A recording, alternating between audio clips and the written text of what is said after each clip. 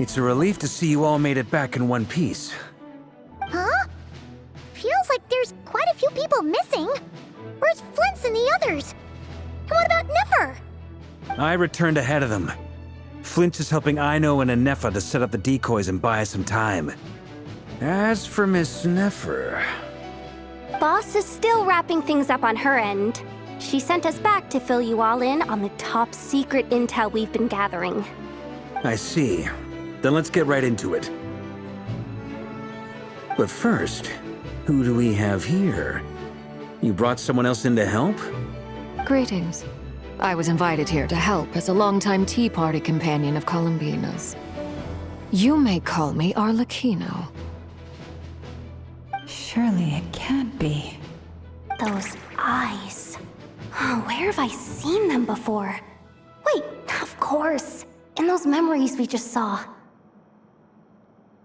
The only Arlecchino I know is the fourth of the Fatui Harbingers. So either you share a pretty uncommon name, or you're more than just a Tea Party buddy. You're well informed, Grandmaster. A man from Mondstadt living all the way out here in Nordkrai, and yet the people and affairs of Snezhnaya seem to hold a special place in your heart. Oh, the feeling's mutual. Sounds like you know all about who I am, too. A Fatui Harbinger. The atmosphere in here just got really tense. Guess we can't just start trusting Fatui Harbingers, even at a time like this. I must admit, though, I'm a little curious. Seeing as the Moon Goddess no longer belongs to the Fatui, what makes you so willing to put your neck on the line here? Nor does Nordkrai belong to Mondstadt, Mr. Varka. Yet still, you're fighting for it all the same. Things don't always have to have a tangible payoff. Sometimes, stopping things from spiraling out of control is a higher priority than chasing the spoils of victory. Of course, I can't say there's nothing in it for me at all. But that's between Columbina and myself. Forgive me. I don't mean to doubt you. It's just that the Fatui really have been the source of many of our troubles. We have our own way of doing things here in Nordkrai. But ever since they arrived, the Fatui have treated us with nothing but hostility. I know there's been a lot of bad blood between us in the past. I've done my utmost to avoid friction whenever I could. But sometimes fundamental conflicts of interest simply can't be settled amicably. That's why I'm here solely in a personal capacity. This has nothing to do with the Fatui. As a gesture of good faith, I'll be frank. I can help Columbina track down the iridescent moon's marrow, which will help her restore more of her power. Anyway, what else is on the agenda? Let's begin. She says she'll be frank, then completely skips over the details. Looks like she doesn't want to give away too many secrets after all. But she clearly wants to change the subject. It'd be awkward if I tried to bring it up again now. I guess we'll just have to go along with it. She's the fourth of the Fatui Harbingers after all. One look and you can tell she's not someone you'd want to mess with.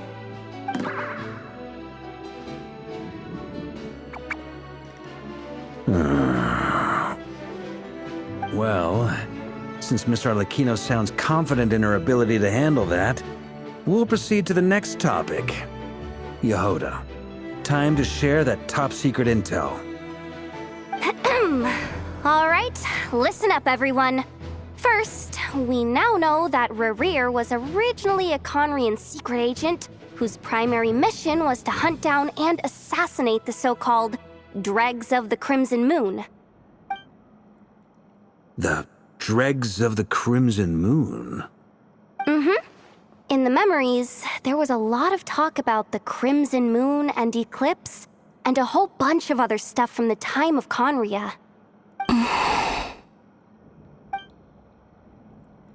To my knowledge, those were the names of two different Conrian dynasties. Long, long ago, it is said that the people of Conria worshipped the Crimson Moon, drawing a mysterious power from its reflection. But one day, a coup saw the Crimson Moon eclipsed, hence the name of the new dynasty that replaced it, and how it became the new emblem of Conria. Still, long after the Crimson Moon dynasty had fallen, the last ruler of the Eclipse dynasty, the Vinster King, still coveted the secrets it left behind. So, he sent the Rehir of Solnari to secretly hunt down the Crimson Moon's few remaining followers. In those days, Rehir showed no signs of madness. In fact, he was as normal as any other person. Oh, and he had a fiancé, or at least a would-be fiancé, called Tholindis. What's the matter?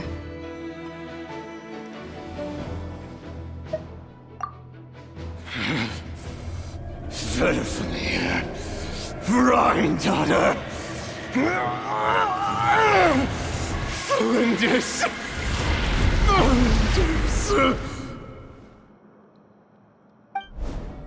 Interesting.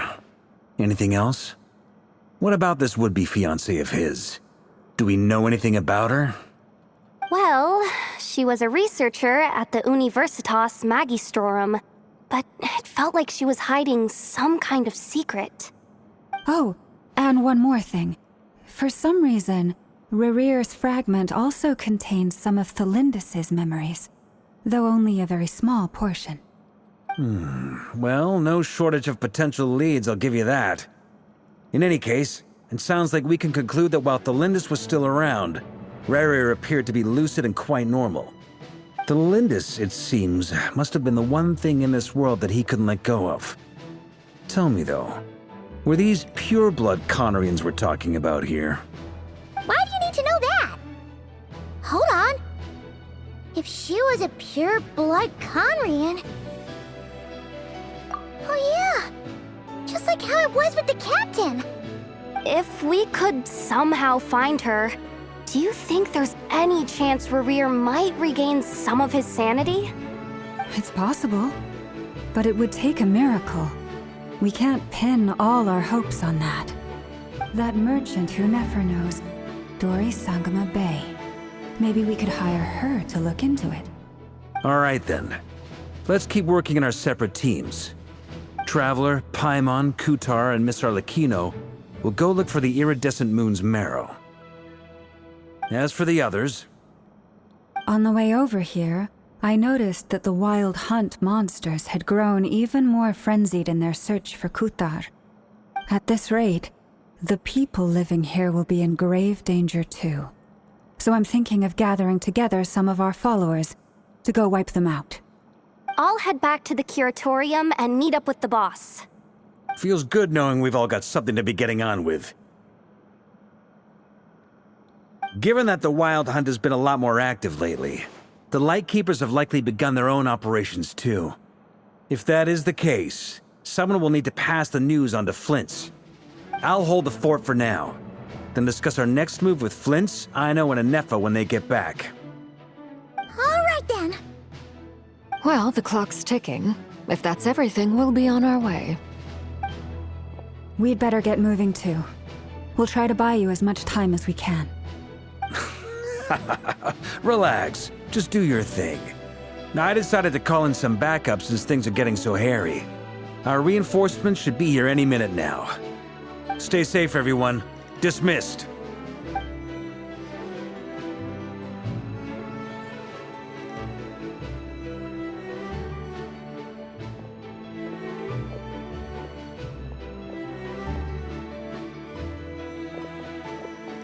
We're back.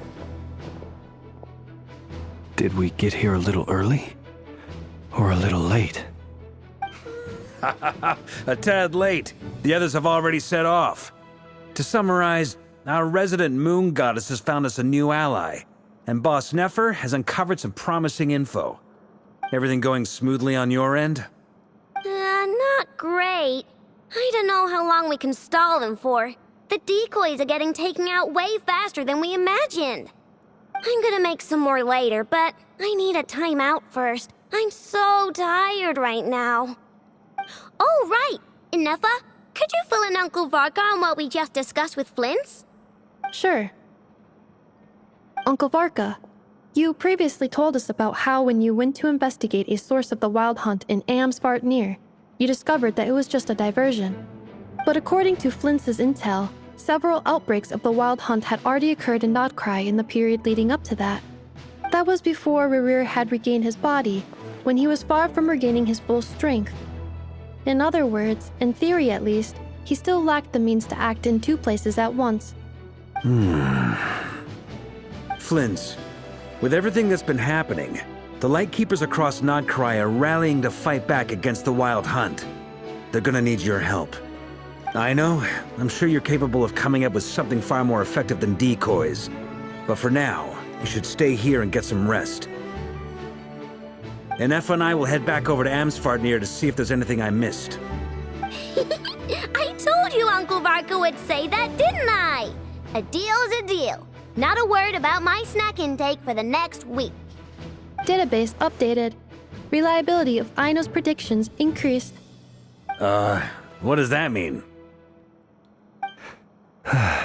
They were betting on how you'd respond after hearing their intel. It's the obvious choice, isn't it? That's hardly worth betting on. We already decided that Anefa should go investigate the situation over at Amsvartnir on her own. You might as well stay here and keep watch. Someone needs to hang back and oversee our strategy meetings. And besides, you still haven't fully recovered from ambushing Rerir. So I've ended up with the easiest assignment. Well, I appreciate it, everyone. See you when you get back.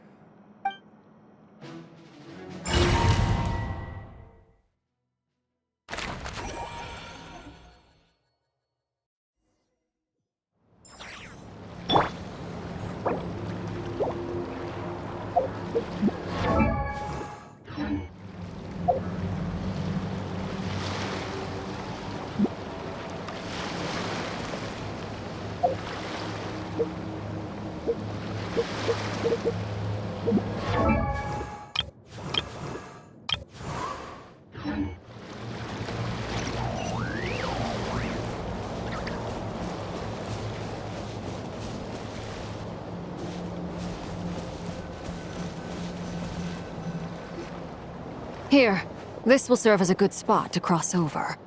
Arlecchino, hold up a second. Since you brought us all this way, would you mind telling us what you've got planned? We still haven't got the slightest idea what's going on here. And if even Columbina doesn't know where the iridescent moon's marrow is, how do you? Simple. Because I am an inheritor of the royal bloodline of the Crimson Moon, and one of the last surviving embers of the Two Worlds' flames. Huh? Are you serious? Isn't you're a descendant of that Crimson Moon dynasty we were just talking about? The one from ancient Conria? Your surprise is understandable. I was also taken aback when I first learned of it.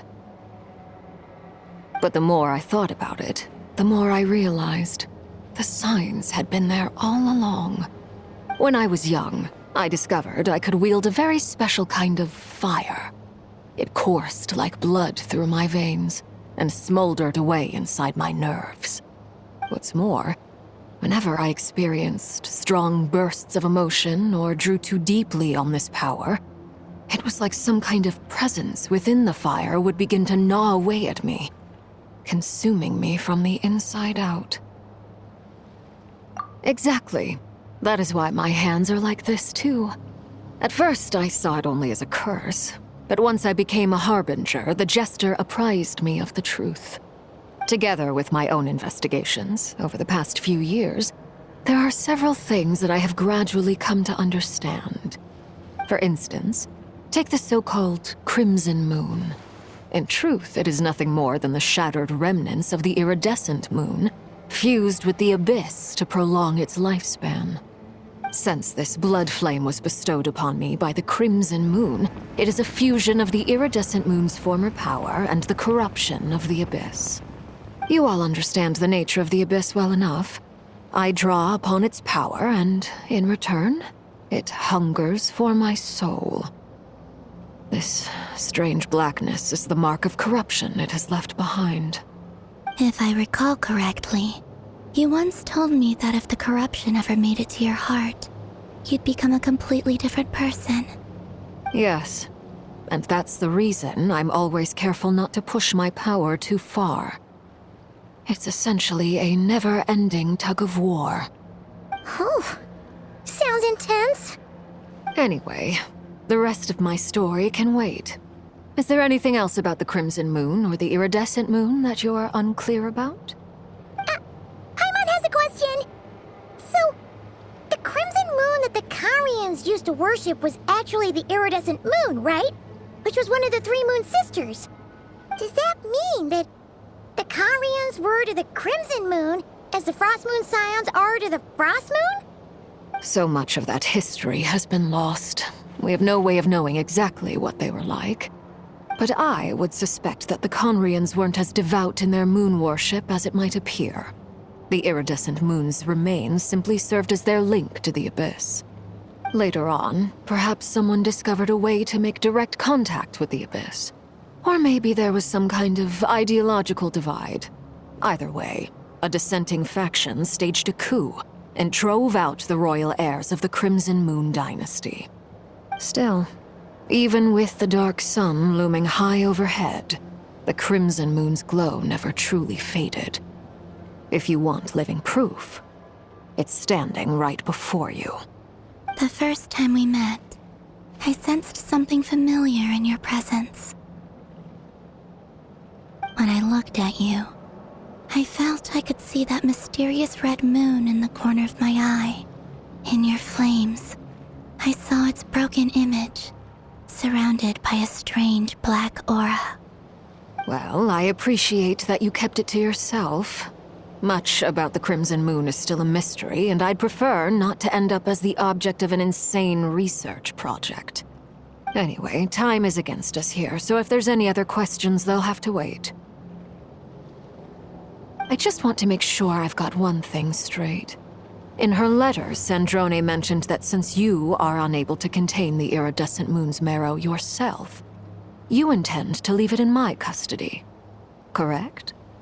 That's right. For now, it's the only way I can pay you back for your help. The iridescent moon is already part of who you are, so with its marrow in your possession, you'll be even more powerful than before. Deal. Then let's get started. Get what started? What does this place have to do with the crimson moon? When I first became a Harbinger, the Jester gave me a book called Paranhari, also known as Leobranto Innamorato. You should be able to buy a copy next time you're in Fontaine. It's a love story set in the Crimson Moon era, but setting aside the tangled romances of its characters, it also records a few interesting details. In the Crimson Moon era, or so the story goes, there was an orphanage that received children from beyond the bounds of this world, and subjected them to a peculiar induction ceremony. Beyond the bounds of this world? For real? And what kind of induction ceremony? The Crimson Moon sages looked beyond this world for beings with powers that surpassed the gods. But fearing they might lose control, they subjected these children to a process of refinement. They made these children crawl up a fireplace and kept asking them, "Have you died? Did you see it?" Until they finally admitted to having died and seen a crimson moon. The adults embraced the children who passed the ritual, telling them, "Within the fireplace, you have traversed the flames between two worlds. Here and now, you are born anew."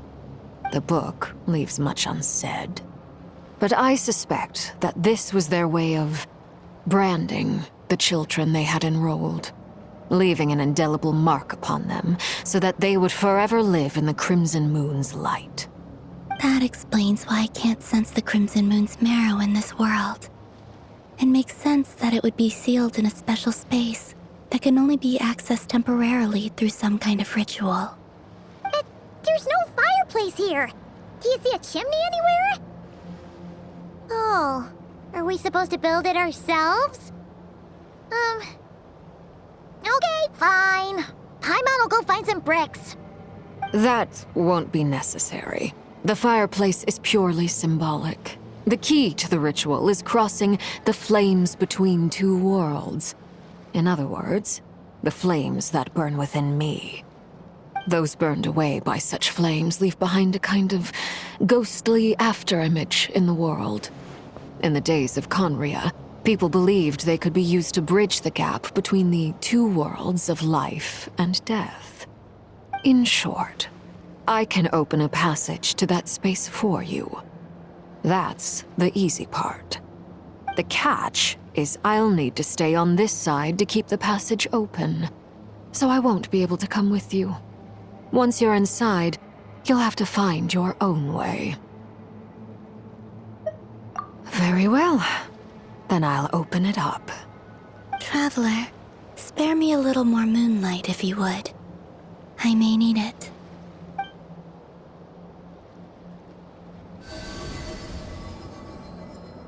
Thank you. I feel like I've recovered some of my strength now. It should be enough to move us across short distances and confront whatever dangers might await.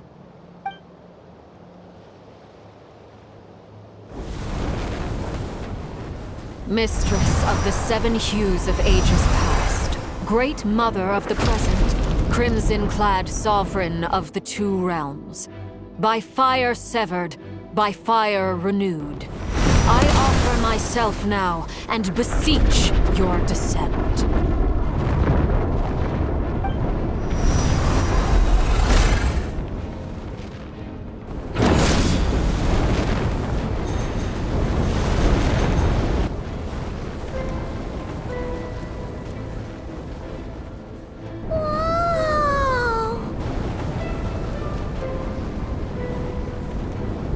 One word of advice. As you're crossing over, no matter what voices you hear, do not answer. Got it! I sense a sinister gloom inside, but also the familiar light of the moon. I feel that I am about to meet an old friend who has changed beyond all recognition.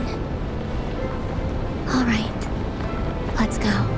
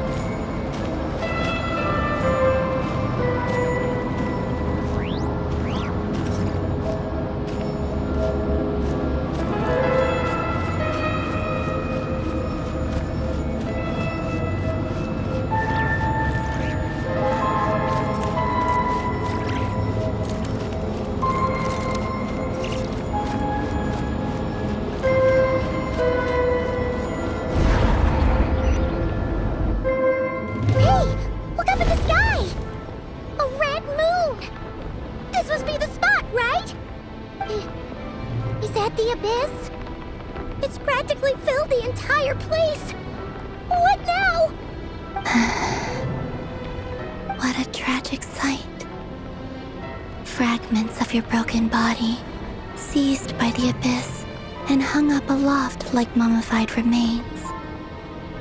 Iridescent moon. Was this truly what you wished for? Careful! There's something spooky about this place. Feels like something is lurking in the fog. Paimon's right behind you. Whatever you do, don't run off without her.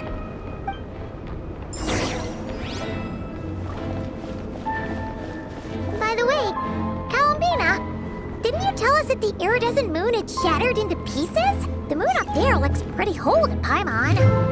How is that possible?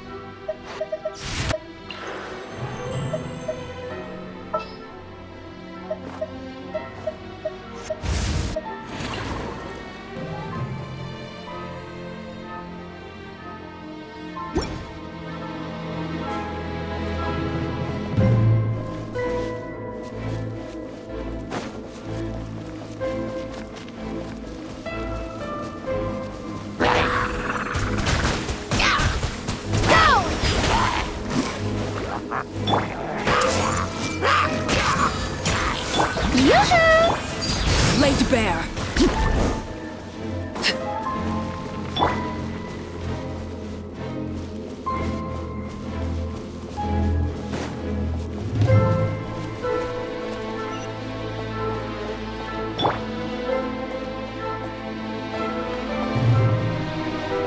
Just like I thought.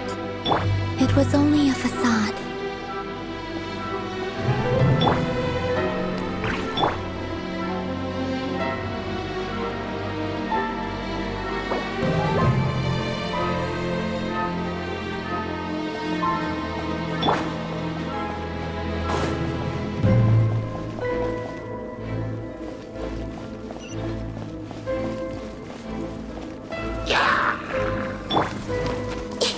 Everyone hold hands. The Temple of Wisdom. Strike a pose. Overruled.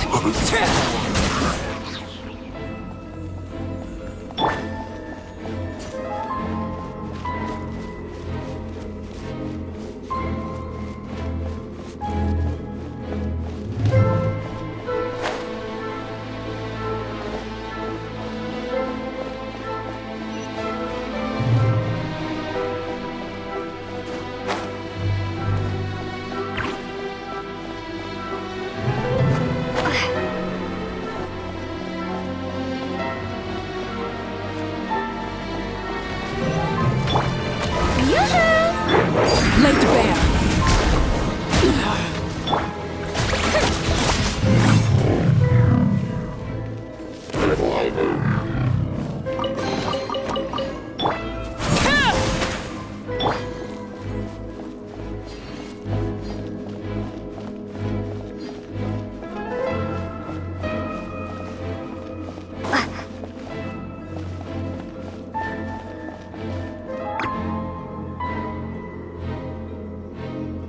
Huh? Huh? For real? That's way too high! There's no way we'll be able to reach it! No. I'm not sensing anything up there. It's coming from under the mountain. Let's see... Ah! There's some kind of weird shadow over the water! Wait, see that? Looks like a mechanism of some sort. Let's check it out.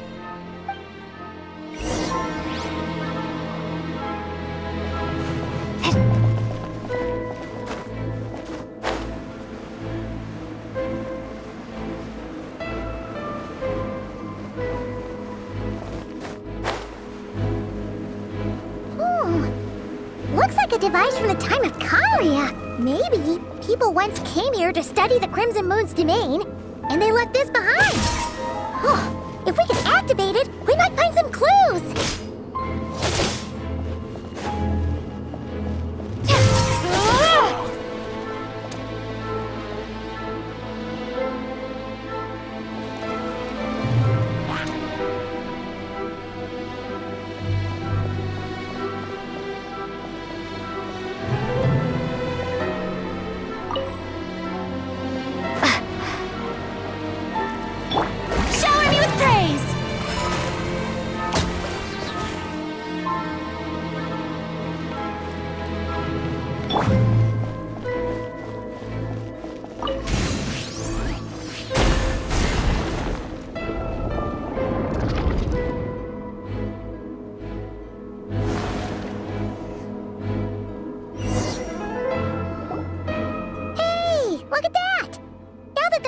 Running, the shadow in the water looks different. Do you think these mechanisms might be the key to unlocking the secret? Let's try to find more of them! Thalindis, we'll leave the rest of the research in your hands. We'll be heading back now. I hope this isn't ruining date night. Ugh. Mind your own business. Just leave me some snacks on the table. Thalindis? Is that Rear's girlfriend? How come we're hearing her voice here? Oh yeah! So, do you think she was studying this strange space all along? The Abyss has made this space extremely unstable. Maybe that's why some of the things she said and did were preserved here. Like echoes. Or after images. Whenever I see this view, it takes me back to a poem from my childhood. Waning moon, oh lifeless damsel, weeping on the mountain crest, mourning still in wistful tone, her fragile soul now laid to rest. For me, of all people, to be here investigating the mysteries of the Crimson Moon space, is it a coincidence or something more?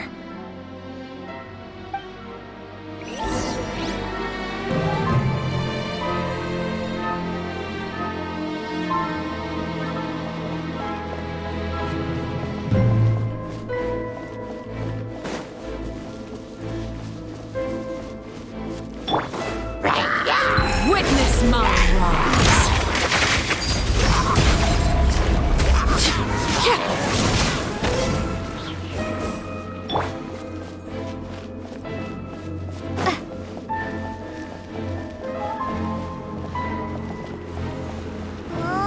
Looks like the Abyss has messed up this mechanism. We need to find a way to get it working again. Let's see if there are any other devices nearby. I see everything!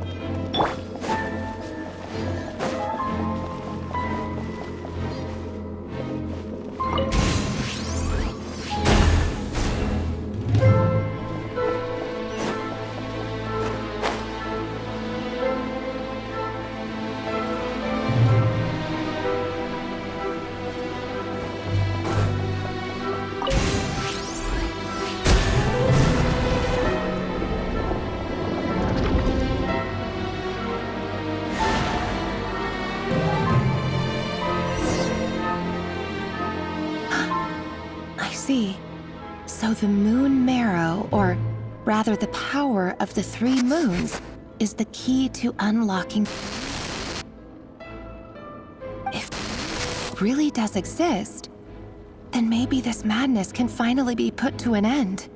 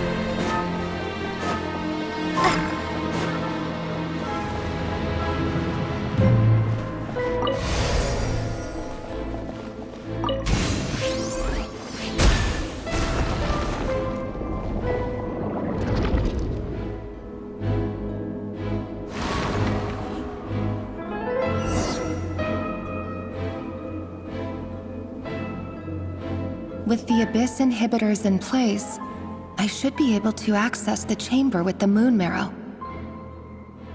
Oh, Revier, with every step you take, you're drifting further from what you truly desire. But you're not the root of the problem. Ever since that outsider set foot in Conria, the Vinster King has sunken deeper into madness. If only I could get my hands on that outsider.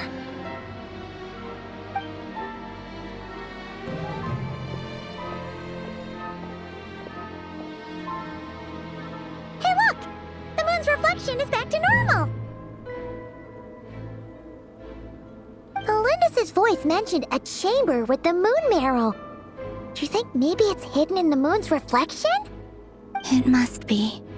For within it, I sense the fragile aura of a dying soul. Then there's no time to lose! Let's go!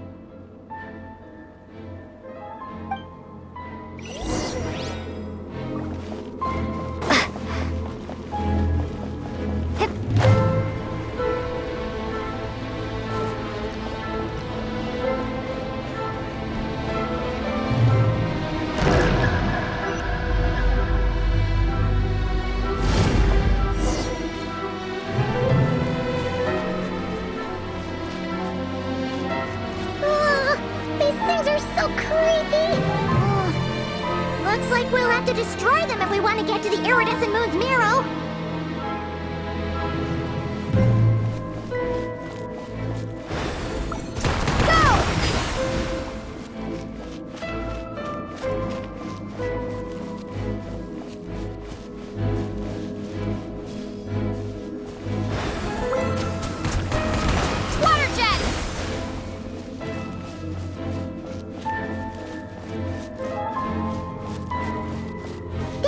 The iridescent moon's marrow! Oh, we'll need to destroy these things before we can reach it!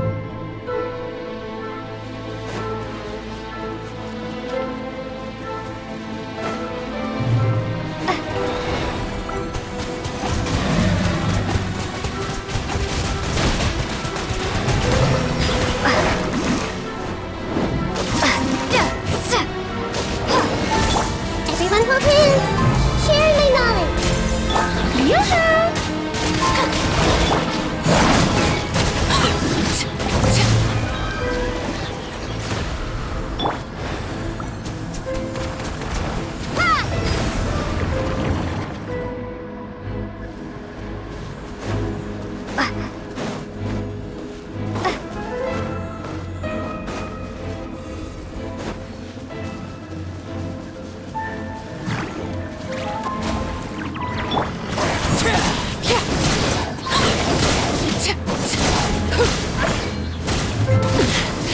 Commendable.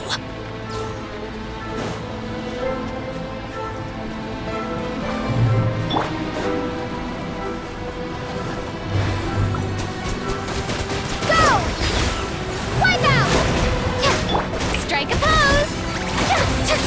This may hurt a little.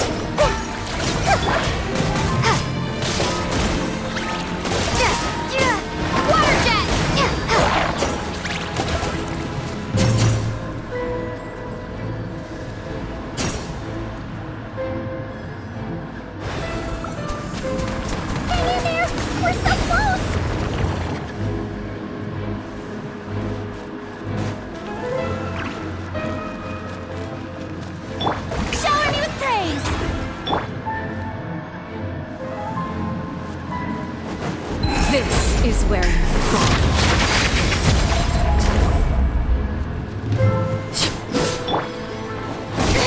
Stop that! Let the world collide! Yoo-hoo! Hey! Yeah!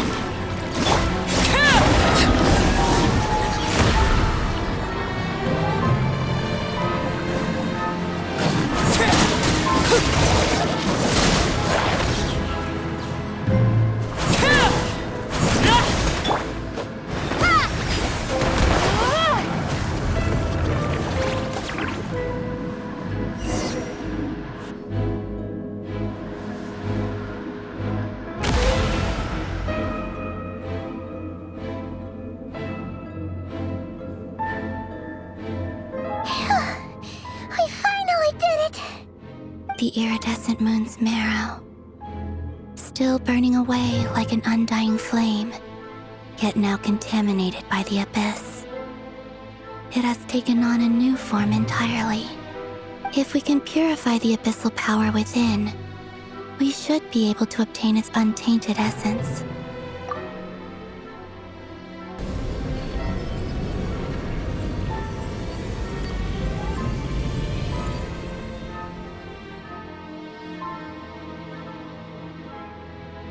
It's so cold.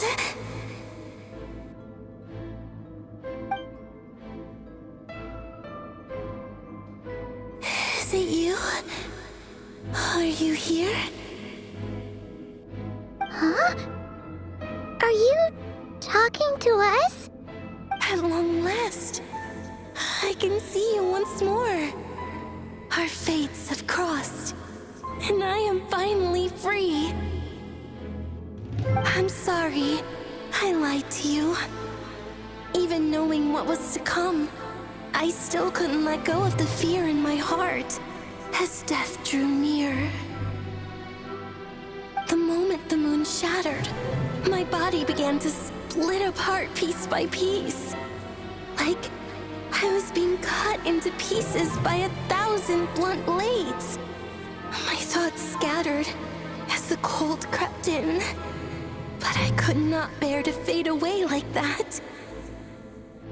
Tell me, what was it that brought you to us all that time ago?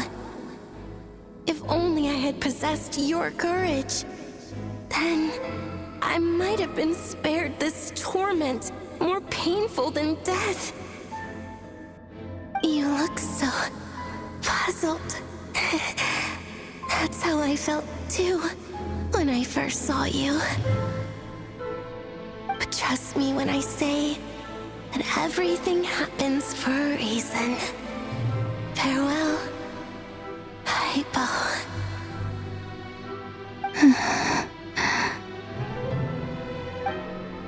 What was that all about? Was that the goddess of the iridescent moon? Oh, it sounded like she was speaking to a long-lost friend. But none of us have ever met her before, right? Perhaps. She took me for the goddess of the frost moon she once knew. For a fading soul like hers, our auras must be too similar to tell apart. But anyway, we've got the iridescent moon's marrow now. That should help you regain your strength, right? All right, time to leave this place and meet back up with Arlecchino. Let's go!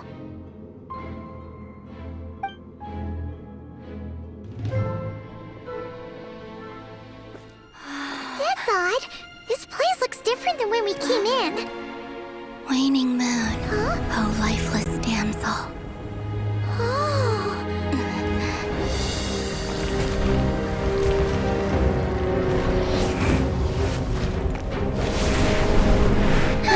Hurry! The place is collapsing! It wants to trap us here. Who's it? The abyss? Now we've taken the moon marrow. All that's left here is a dark will. It will show us no mercy.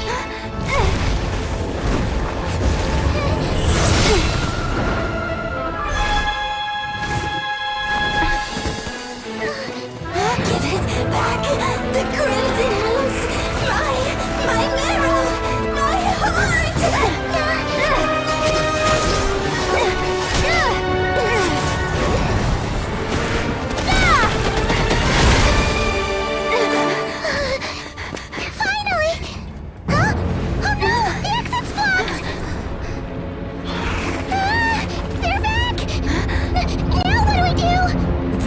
is where you fall. Witness my rise. What are you waiting for?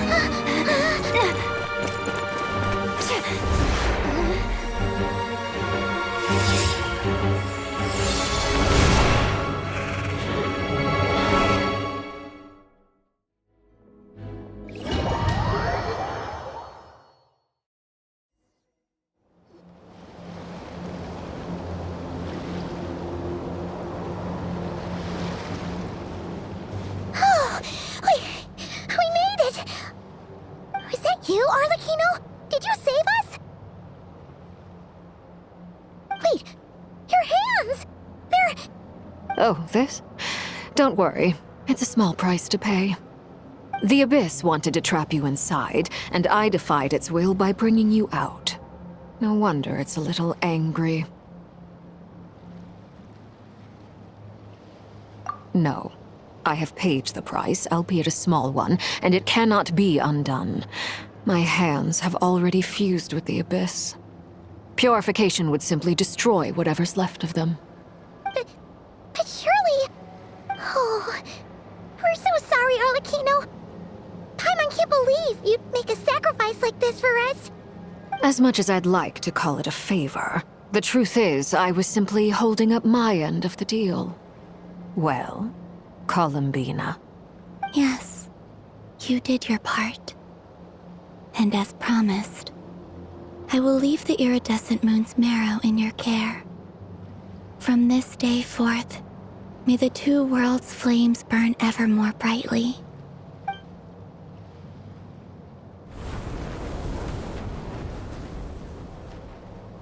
I'll take that as a blessing.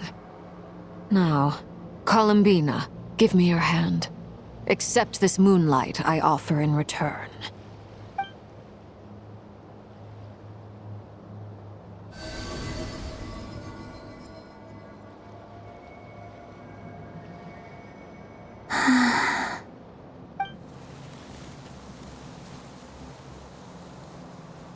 Feeling stronger? Hey, Columbina! Are you okay? I'm fine. Our powers are a little at odds, that's all. By the Frost Moon's authority alone, wielding the power of the other moons was always going to be a stretch. Still, I think it's fair to say that your strength has returned. At least to the level it was at as Third Harbinger. It's still not enough. There's no way I can hope to challenge Rayrier like this. Just one more ray of moonlight, if you would. It's okay. I can take it.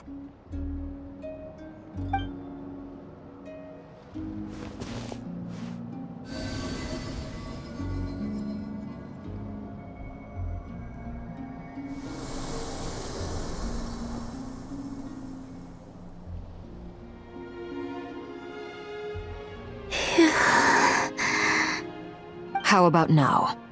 Fighting fit? At the very least, I won't have to stay hidden like before. I want to see him gone from Not Krai. The Rayrier of Solnari and his wild hunt must be sent back where they belong. Well, it's good to have something to aim for. You certainly seem more alive now than you did earlier. When I first met you, you didn't strike me as a ray of moonlight. More like a wisp of fog drifting in from who knows where, ready to scatter at the first sign of a breeze. But now, you're full of vitality. Just like the Frost Moon, once the brightest of them all. May you keep shining, Columbina.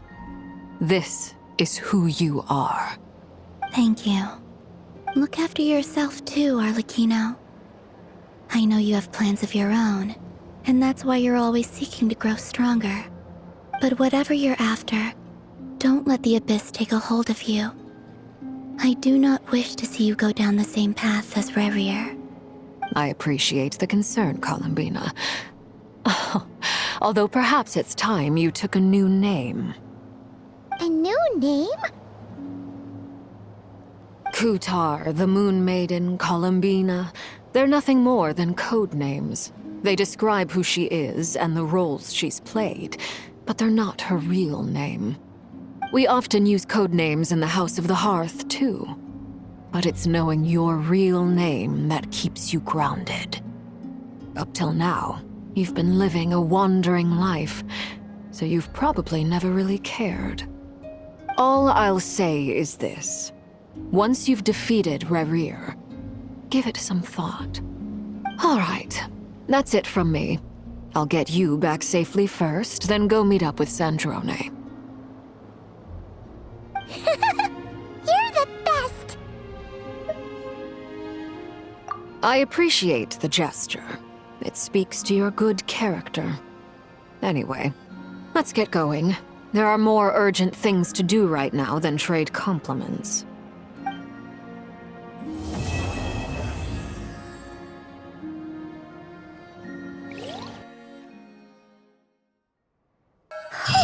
It was a close call, but we got the iridescent moon's marrow and restored Columbina's strength, and that's all that matters. In other words, mission accomplished. Paimon wonders how everyone else is doing.